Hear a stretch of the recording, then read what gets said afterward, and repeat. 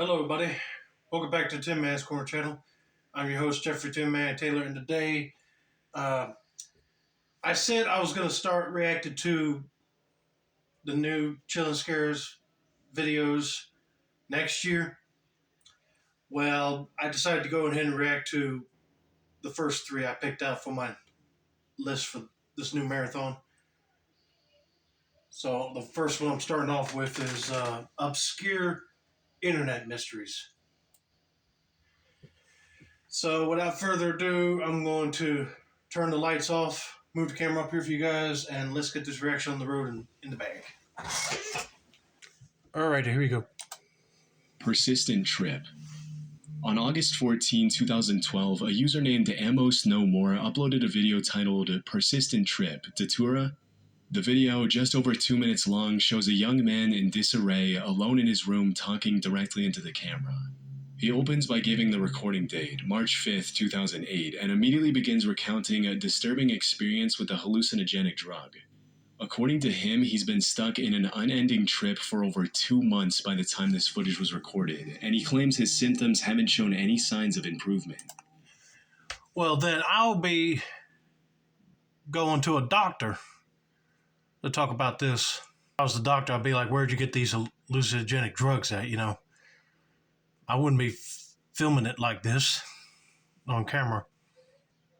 But then, yet again, he probably could have been depressed and he wanted to talk about it. Get it off his mind. But let's continue. It's March 5th, 2008.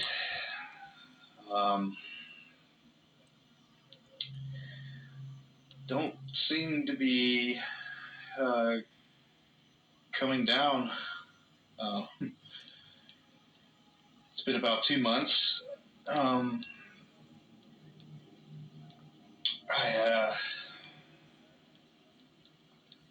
can't really go out. Been spending a lot of time in the basement. I think it's wearing off. I don't really know. He explains he followed instructions from a book precisely, yet has no idea how to escape this nightmare. But it's not just the contents of this video that are unsettling, it's how the video came to be uploaded that makes it all the more eerie. The video's description reads, "This video was uploaded to YouTube several years ago and I haven't been able to find it recently.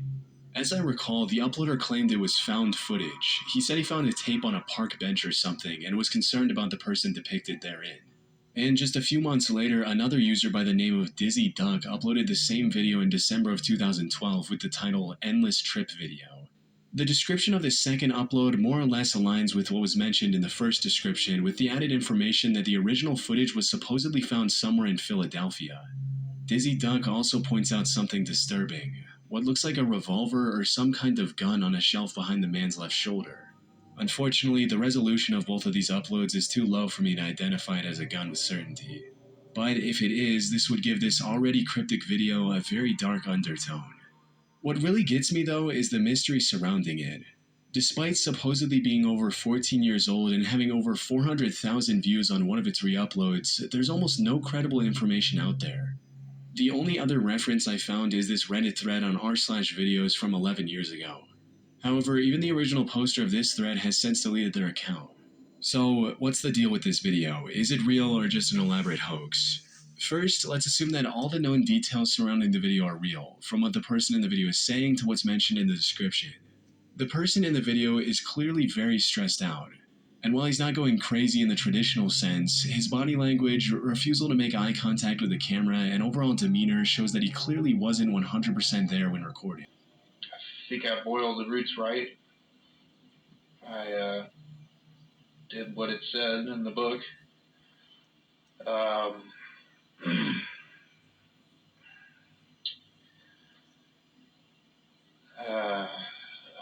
don't feel like I'm ever gonna come down. And it's not cool. Amos, in his re-upload, suggests the substance causing this bad trip might be Datura, a highly toxic plant that can act as a hallucinogen in small doses. However, this is likely not the case for two major reasons. For starters, Datura is a delirium with the disturbing nickname of Devil's Trumpets. This is because the trips caused by Datura are extremely painful and often lead to bizarre and violent behavior. The person who recorded this video is far too composed to be under the influence of such a strong substance. Secondly, he also talks about boiling some roots to prepare whatever drug he took. Datura, on the other hand, is usually consumed through its leaves or seeds, not the roots. I think a more likely substance he could have used is ayahuasca, which is traditionally made by boiling roots and has effects mild enough that someone could record a video while under its influence. However, regardless of whichever drug he used, tripping for 2 straight months is simply not possible, and here's why. Almost all drugs wear off as soon as they're metabolized or leave the body. Then there's also the question that if he's been down in the basement for 2 months, how is he getting food or making money? Considering these signs, it's likely that he was tripping, but not for 2 months, just a few hours. Many people in the comments of the original video have pointed to the phenomenon where a trip feels like it lasted for way longer than it actually did. Though another likely explanation could be mental illness as well. There is a high likelihood that whichever substance he used caused brain damage and led to schizophrenia, making him unable to tell reality from hallucination. There's also the possibility of hallucinogen persisting perception disorder, which causes a person to experience visual effects that last long after the drug is worn off. However, those effects are usually more like static or blurriness, not full-blown trips. Even so, all of this depends on the assumption that available information surrounding this mystery is true. For all we know, this could be nothing more than a hoax, especially since the mention of this being found footage sounds rather fishy. This whole thing could have been created by the uploader Amos No More for Internet Cloud. Dizzy Duck's re-upload could be just another move by Amos to build on the found footage storyline. But it's been over 12 years since this upload, and he hasn't done any follow-ups to capitalize on the few 100,000 views it's received. Of course, there's also a middle ground theory. Maybe the original video was real, and the guy in it genuinely thought he was tripping for 2 months. Now,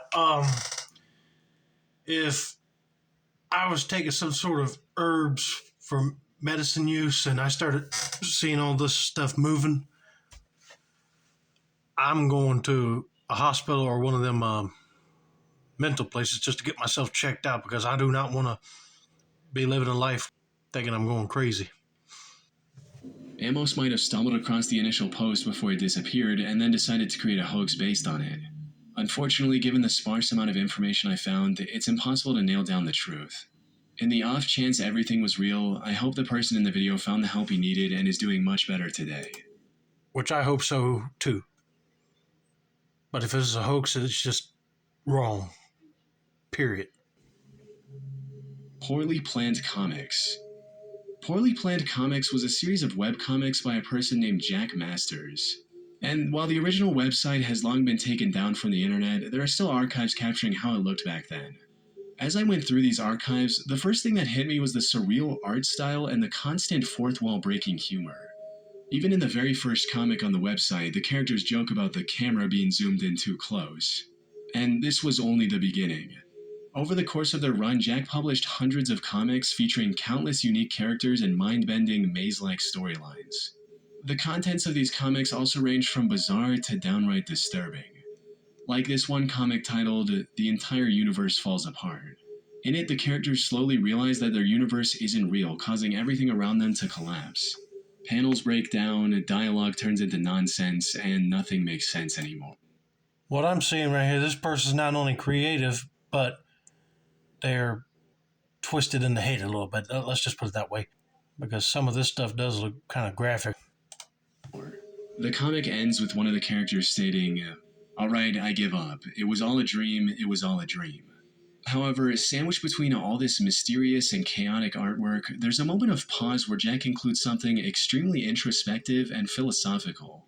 It reads, "The sad and obvious truth of the matter is that art, once formalized or mechanized, is no longer art, and the few arts that have not been formalized are now being mechanized. There is no mystery or talent required to create artistic beauty. And if a talentless person can do it, why should we give any regard to those who require talent to produce the same result? John may spend a week painting a tree, but Jane will take a photograph and then use a workshop program to make the picture appear painted. There is no visual art creation before the last century that modern technology would not have allowed a less talented person to make better and faster. Let us be realistic and assume this trend will continue. There is nothing we can do to avoid the solemn fact that Michelangelos are no longer needed. That's a true statement right there. Basically, there's not that many people like taking a canvas and painting something on it anymore, and they're just going straight to like taking a picture and photoshopping it and make it look painted, or asking the AI to draw something up. You know what I mean? These kinds of intellectual reflections were sprinkled throughout his comics. However, the creation of these comics was abruptly cut short when Jack posted a strip simply titled The End. This was a final note from Jack before he ended his life, starting with the statement, "If you are reading this, I am dead." The rest of the comic listed his will for his various possessions, both physical and digital. Below the comic, there was also a personal reminder Jack had left for himself listing things he needed to do. However, the most mysterious part of the comic was this: a link that explained why Jack did this. Clicking on this link led to an archive of thousands of emails between Jack and various people, including friends and what seemed like an online therapist. These emails are in no particular order and have absolutely zero organization. So, as you might imagine, going through them is a long and arduous task. Unlike other internet mysteries where there's barely any information, here there's almost too much, more than any one person could easily go through. I went through as much as I could, and one thing became extremely clear. Jack was struggling with severe mental illness. That much was already clear from his comics, but going through these emails gave me a good idea of the exact illness Jack was dealing with. For starters, Jack had extreme schizophrenia, which led him to having extremely violent and disturbing thoughts. In one of his emails, he stated, "I'm full of seething, boiling hatred pain, and the only reason I'm not going out killing people right now is that I'm lucid enough not to want to deal with the consequences of such behavior." In addition to this, Jack also had dissociative identity disorder, or DID for short. This is evident from his constant mentions of a person named Susie, which he referred to as his best friend and better companion than no one.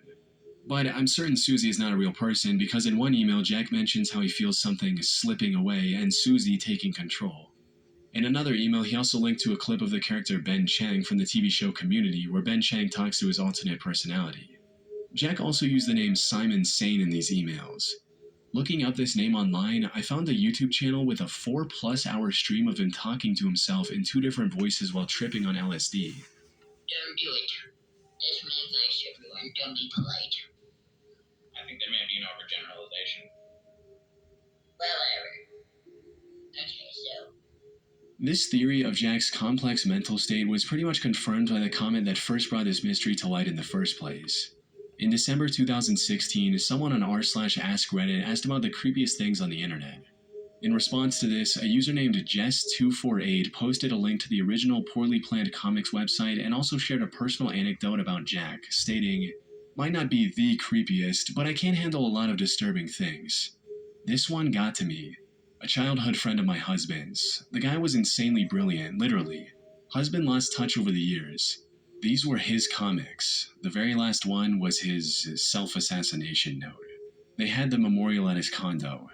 He had blocked out all the windows and wrote in Sharpie all over the walls. It was his breakdown, trying to find meaning before he took his life. One of the most heartbreaking things I've ever seen. And while everything that I've covered so far might seem like a lot, it's only the tip of the iceberg when it comes to the amount of comics, emails, and videos Jack left behind. Not to mention things that aren't explicitly stated in his work, like his obsession with the 1985 book called Maze. Maybe one day people on the internet will finally comb through everything and complete Jack's story. Oh man, I am so sorry that a man decided to take his own life and leave this world so soon.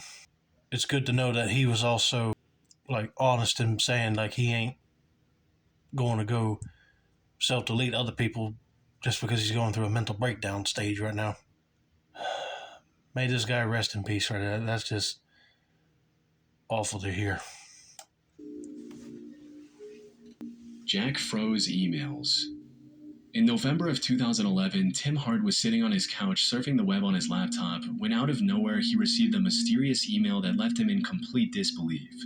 The email read, "I'm watching. Did you hear me? I'm at your house. Clean your attic." Now, receiving an email like this would make most people think that they were either the target of a prank or had a stalker lurking nearby.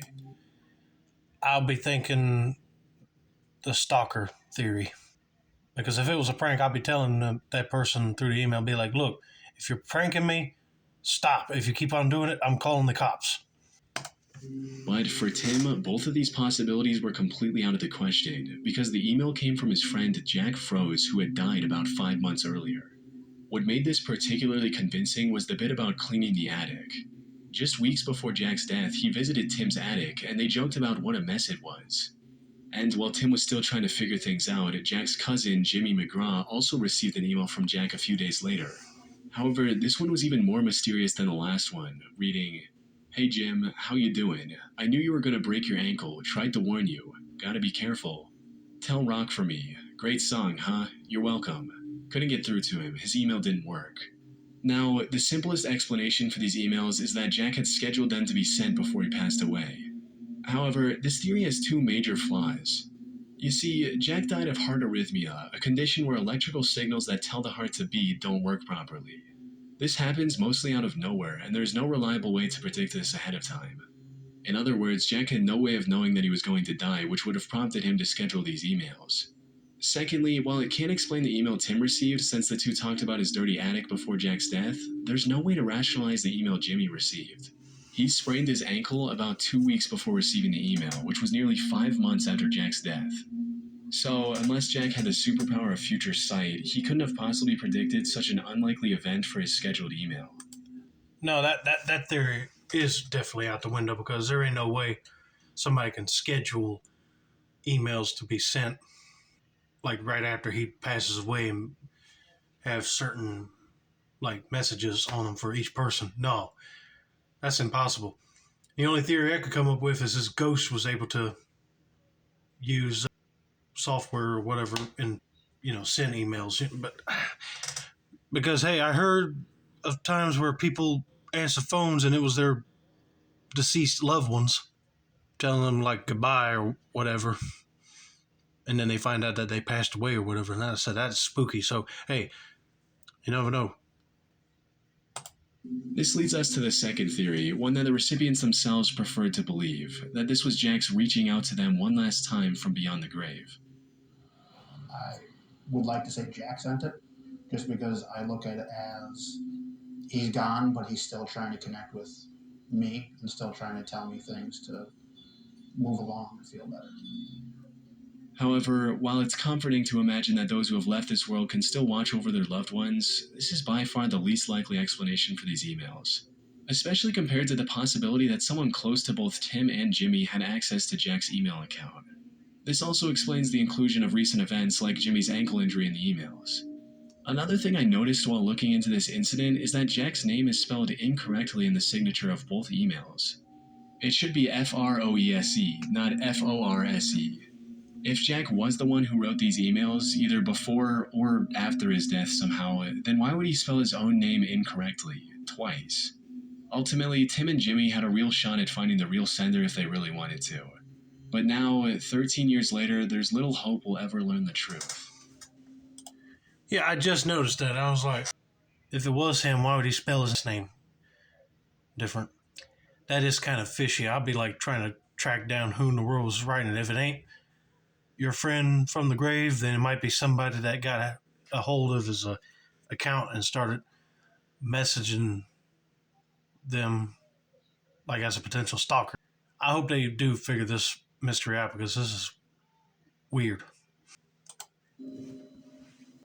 Grateful Doe Hitchhiker. On June 26, 1995, at around 1:30 p.m., Virginia State Police responded to the report of a car crash near the small town of Emporia, Virginia. The Volkswagen Vanagon involved in the incident was completely wrecked from the front due to a collision with roadside trees. Jesus. And since neither of the two passengers were wearing a seatbelt, both of them were partially ejected from the front windshield and were deceased by the time police arrived. One of the victims of this crash was quickly identified as 21-year-old Michael Hager, a student at the University of South Carolina.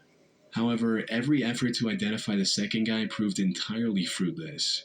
His face was heavily disfigured during the crash, and he didn't have an ID on him either. Police were also unable to find any matching fingerprints in their database. Michael's family also had no idea who the second person was. Curiously, both Michael and this unknown person were wearing the same tie-dye t-shirt with the logo of the Grateful Dead rock band. After searching the bodies, police found 2 disheveled tickets for the Grateful Dead concert that took place a day prior in D.C. They also found a handwritten note which stated, Jason, sorry we had to go. See you around. Call me. Caroline T and Caroline O. Bye. Further investigation led to the conclusion that this unknown writer was simply hitchhiking. The two likely met at the concert and became friends. As for the crash, the police determined that it was simply caused by the driver falling asleep at the wheel. But that wasn't all. The only two things police knew about the unidentifiable man were that he was a fan of the Grateful Dead and that his name was likely Jason, as was written on the note. Jason was declared as John Doe, which is a name given to a person whose real name is unknown. And due to the Grateful Dead shirt he was wearing, Jason became known as the Grateful Doe. However, they were unable to find any more information on him, and the case was closed after some time. That is, until 2012, when the National Center for Missing and Exploited Children published a digital recreation of Jason's face. This attracted the attention of internet detectives who became interested in identifying this person some 17 years after the original incident. A notable person who got involved in the case was the Reddit user Zombie Gray. Zombie began scouring the internet for any useful information they could find, and also founded a subreddit solely dedicated to finding the real identity of Jason. Yeah, I was about to say, even though his face was all mangled up, you couldn't use dental records or take DNA samples. I mean, you could probably do that and be like, oh, we know who this guy is. But yeah, like you said, it's probably a hitchhiker he met. But dang, that was hard to hear him saying that they got injected out of the window of the car when they wrecked. Whew. That just makes my body hurt just thinking about that. But anyway, let's just see what people figured out about this guy. Zombie also created this missing person poster of sorts for Jason, which included all of the available information as well as a link to contact Zombie. The poster had a catchy title which read, "Can you help give him back his name?" Surprisingly, this poster went super viral across all social media sites and finally led to a breakthrough. A while after the poster was published, a man named Steve contacted Zombie and claimed that he knew who Jason was. According to Steve, his full name was Jason Callahan. Now the only thing left to find was any living family members of Jason. Fortunately, that didn't take long. In January of 2015, the following was posted after seeing the missing person poster on Facebook. OMG, this is my son Jason Callahan from Myrtle Beach, South Carolina. I've been looking for him all this time with no luck. Today, my other son saw this Facebook page, and after all the years of praying for him to just call me or come home. Apparently, Jason had left his home when he turned 18 and was traveling around the country on his own. All this time, his mother thought that Jason was dodging her calls and simply didn't want to return home. With that, after 2 decades, one of the most mysterious John Doe cases was solved. Though it is sad to think about his mother, who thought that her son was alive, only to learn about his death through the internet 20 years later. I'm glad that she was able to have peace knowing about his whereabouts. Indianapolis Wrecking Ball Theft. In the 1970s, newspapers in the Indianapolis region reported the most bizarre theft. Someone had apparently stolen an entire wrecking ball without getting caught. This became a big mystery at the time, and it's still a mystery today, nearly 50 years later. So, what happened? How could something as massive and heavy as a wrecking ball vanish overnight? Before we get to that, it's important to mention that the facts surrounding this mysterious theft are very inconsistent. Some sources claim that the ball was 5 tons and 200 feet in the air. Other sources say that the ball was only half that weight at 2.5 tons. There's also a mystery surrounding the date of when this event happened. A newspaper report I found on the incident was from July of 1973. However, a Redditor found the mention of this mystery in a book which listed the date as 1974 instead. This book also listed the weight as 2.5 tons instead of the 5 tons mentioned in the newspaper, adding further confusion. This might not sound like a big deal, but a difference of 2.5 tons can make a wrecking ball much easier to steal with a truck and a well-thought-out plan. The bigger question, however, is why? As the 1973 newspaper states, I can't figure out what someone would do with a 5-ton metal ball. Well, there are a few prevalent theories online. One of these theories speculates that this was the work of a rival company, which is just cartoonishly evil enough to be true. Yeah, why would somebody want to steal a wrecking ball? And I was thinking about the same thing. It'd be like, it'll be weighing almost 5 tons if it ain't hooked up to a crane. Somebody can't lift a 5-ton ball. But yeah, I can see that theory of a rival company taking it just so they can't get their job done. But that's just cruel. But the thing is, melting the wrecking ball to sell the steel would have been too expensive, and it's highly unlikely that they had a crane lying around to use with the stolen wrecking ball. So, if this theory is true, the only plausible explanation is that they stole the ball to slow down their rivals' work and cause financial trouble. This also checks out since, according to the 1973 newspaper article, the ball was stolen during a demolition job. That said, there's also another theory that is also a bit out there, but can make perfect sense if we had more information regarding the finances of the company the ball was stolen from. According to this theory, the company stole its own wrecking ball and hid it somewhere as a form of insurance fraud. Also, while researching this topic, I came across a similar incident that happened in Dallas, Texas in 1978. If the wrecking ball theft in Indianapolis was truly for insurance fraud, maybe a demolition business owner in Dallas saw its success and decided to do the same. Overall, because this happened so long ago and there's very inconsistent information on it, we'll likely never know what happened to this disappearing wrecking ball.